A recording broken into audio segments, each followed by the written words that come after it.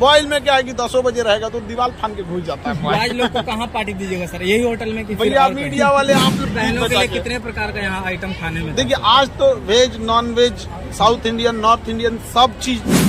Sir अंदर लड़कियां कह रही थी कि सर मैम को नहीं लाए।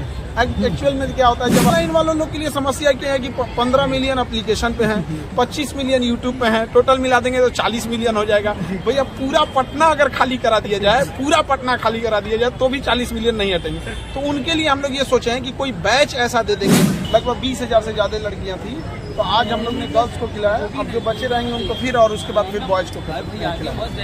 अभी तक के रिसेप्शन पार्टी में सबसे ज्यादा संख्या में भोज का व्यवस्था करने वाले खान सर इकलौते व्यक्ति हैं। तो सबसे ज्यादा बच्चे भी तो मेरे पास है, तो जिसका परिवार बड़ा होगा ऑब्वियस बात है कि उनके पास भीड़ ज्यादा रहेगी यहाँ पर। और ये बच्चे नहीं है, मेरे लिए परिवार है। इन्हें एक याद रहेगा कि हाँ पटना में आए थे, इनके लिए भी पटना एक परिवार जैसा लगेगा। सर आज तक सर आप पे कोई आरोप नहीं था सर, लेकिन आप पे एक आरोप लगा छुपा रुस्तम का। सर आप शादी कर लिए, किसी को बताए नहीं, और डेट बाय डेट आज आप रिसेप्शन दिए। देखिए जो हमारे लिए जो सबसे बड़े जवाबदेही भी बनती है वो बच्चों की बनती है। हमने बच्चों को बताया था। हाँ। अब चूंकि देखिए शादी ब्याह को हम नहीं चाहते थे कि 1000 लोग को बारात ले जाकर किसी लड़की के घर पे धमक जाए, उसके पिता पे, किसी के लड़की के पिता के ऊपर इतनी जिम्मेदारियां दे दे। तो हमने एकदम आराम से 10-12 लोग थे और उसमें हम लोग ने शादी कर ली। उसके बाद रिसेप्शन चूंकि वो हमारे कंधों पे जिम्मेदारी आई, तो हम यही कहेंगे कि बाकी लोगों से भी कि भाई किसी लड़की के पिता अगर सक्षम हैं तो ही आप जरूर उस हिसाब से उनके ऊपर बोझ बनिएगा। ये नहीं कि आप कोई है तो मतलब अब अपनी अपनी चॉइस है, अपना अपना वो है। जिस दिन 2 जून को आपका रिसेप्शन था सर, उस दिन आपका एक वीडियो वायरल हुआ। आप बोले थे कि मौसम विभाग की जानकारी के अनुसार हमने ये पार्टी रखी थी। सर आज बारिश हो गया सर। नहीं, बारिश उतना ज्यादा नहीं था आज का। प्रेसिपिटेशन आज 20% था, तो 20% प्रेसिपिटेशन जब रहता है ना तो उतनी बारिश नहीं होती जितना में आप भीग जाए, हल्का झीसा होता है। इसलिए आज को रखा गया था। दूसरा क्या है कि अब तो बारिश का दिन ही आ गया है, तो मान के चलिए बारिश की वजह से अब इसको सितंबर के बाद नहीं ना करेंगे, वरना आप मीडिया वाले लोग मेरा सर खा जाइएगा।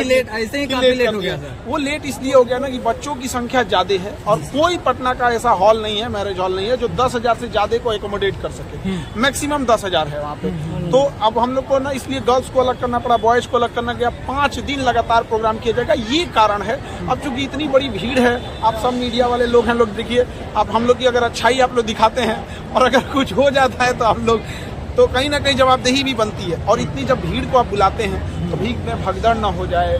केवल आपको बुला के खाना पीना तक ही सीमित नहीं होती, एक नैतिक जिम्मेदारियां भी बनती हैं। तो जब तक पूरी व्यवस्थाएं उस तरह से ना हो जाए, इसी वजह से लेट हुआ था। और बच्चों के लिए अब लड़के लोग घबरा गए कि हमको क्यों नहीं बोल रहे हैं, लड़कियों को ही केवल कर रहे हैं। रक्षाबंधन तो लड़कियों का होता ही है। तो ऐसा नहीं है, लड़कों के लिए भी पार्टी रखा जाएगा। इसके बाद ऑनलाइन वालों लोग के लिए समस्या क्या है कि 15 मिलियन एप्लीकेशन पे हैं, 25 मिलियन यूट्यूब पे हैं, टोटल मिला देंगे तो 40 मिलियन हो जाएगा।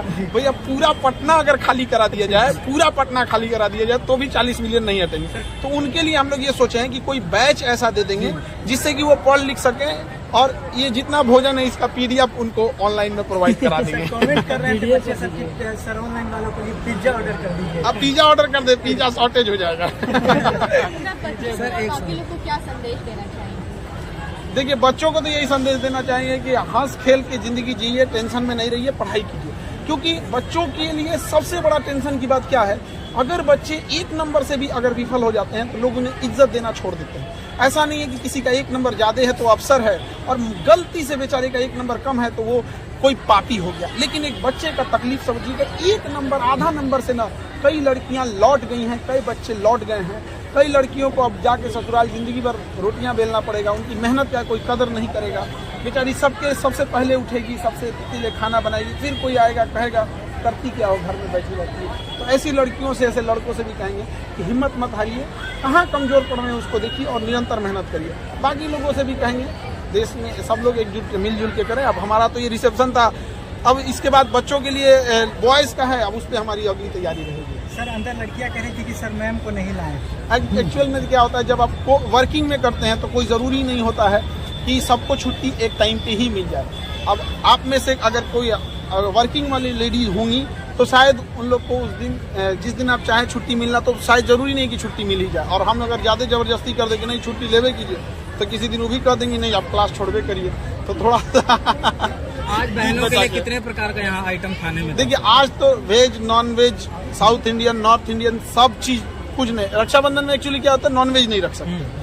अब जो नॉनवेज खाने वाले हैं वो नॉनवेज के लिए भाई लोग में कंजूसी नहीं ना करेगा सर? कोई कंजूसी नहीं करते यहाँ पे, बस थोड़ा सा वक्त का नजाकत होता है, क्योंकि बच्चों का ना 9 बजे हॉस्टल बंद होने लगता है।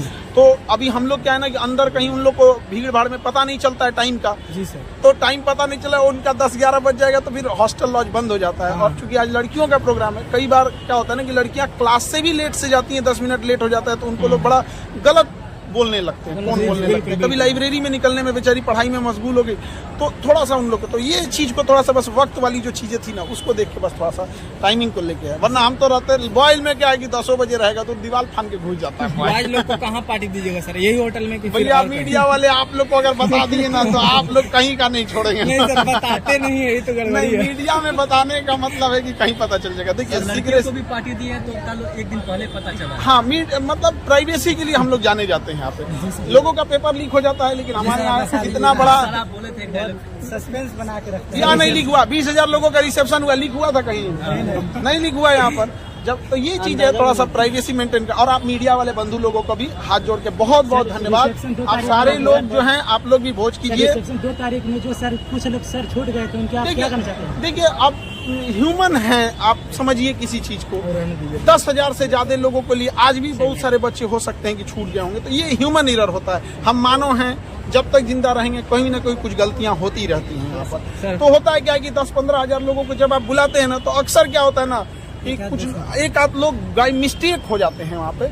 अब हो सकता है जैसे मान के चलिए आप ही की शादी हो और शायद कोई ना कोई तो हो ही सकते हैं यहाँ पे, तो प्रेशर भी रहता है, प्राइवेसी भी मेंटेन करके रखनी रहती है, तो सब यहाँ पे। बाकी आप मीडिया बंधु लोगों को भी बहुत बहुत आप लोग भी धन्यवाद। आप लोग भी हमेशा सहयोग किए। बच्चों की लड़ाई भी हम लोग ने लड़े, हमारे साथ लड़े।